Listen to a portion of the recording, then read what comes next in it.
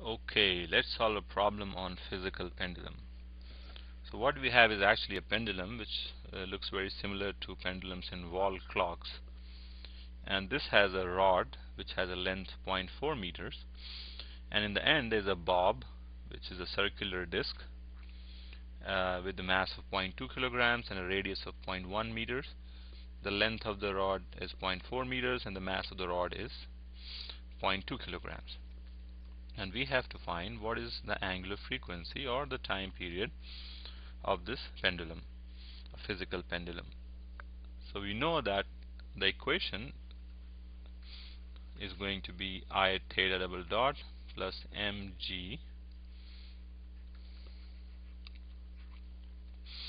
sine theta equals 0. Well, I forgot a here. mga sine theta equals 0 which is going to be I theta double dot mga theta equals 0 for small angles, and we know for small angles sine theta is close to theta if theta is expressed in radians. Also, a is the distance of COM.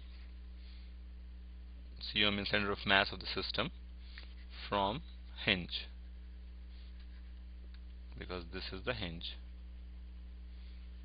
and m is the total mass of the system. Okay, so we have to calculate A and I. So let's calculate the position of center of mass A.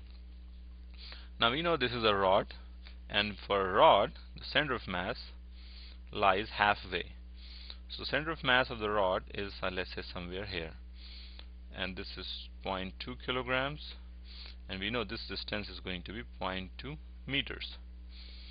For the disc, the center of mass should be at the center, so we know this distance will be 0.5 meters, and the mass of the disc is 0.2 kilograms. So let's cross the COMs of the two cases to differentiate, otherwise there are so many dots floating around. These are the two COMs.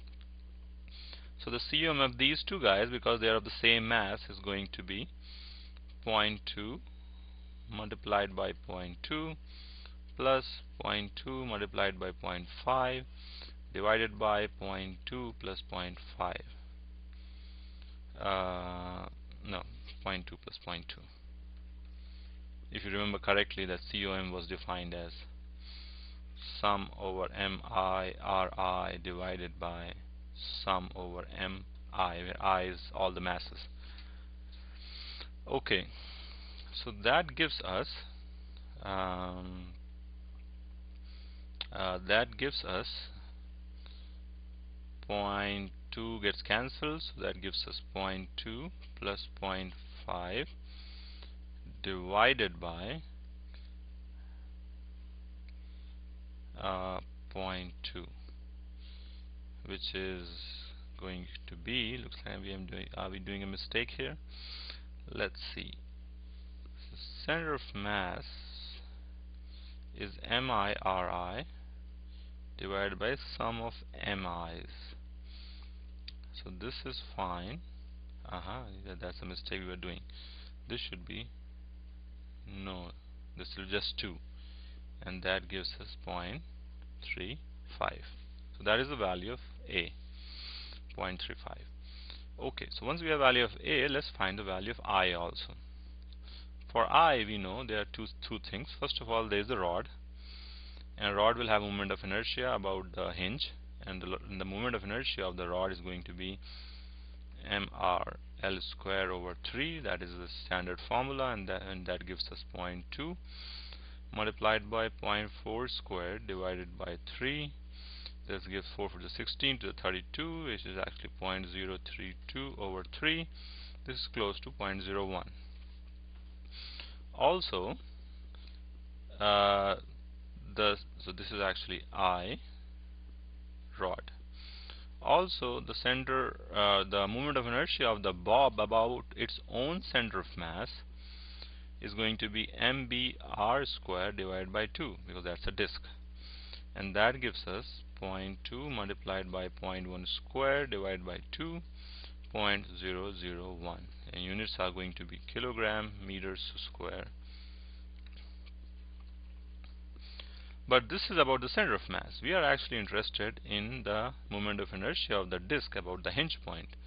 So we use parallel axis theorem, and that gives us 0.2 multiplied by 0.5 squared plus 0.001, where we know that IB, I should have written the thing earlier, but let's write it later, plus MB 0.4 plus 0.5. This is what we are trying to write, because the center of the mass is 0.5 distance from the hinge point, and that gives us how much? It gives us 5 5 to 25, 0.25 multiplied by 0.05 kilogram meter square. Okay, so we have some space here, we can use it. So the equation is nothing but I is nothing but this plus this, which is 0.06,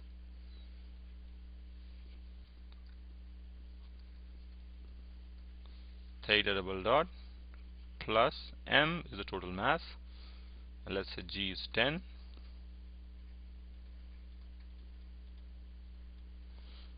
and a we just calculate to be 0.35, theta equals 0, and that gives us omega squared equals 1.4 divided by 0.06, and this is nothing but 140 divided by 6, and omega is nothing but the square root of that, and we know t is nothing but 2 pi over omega. So that is the time period of this physical pendulum.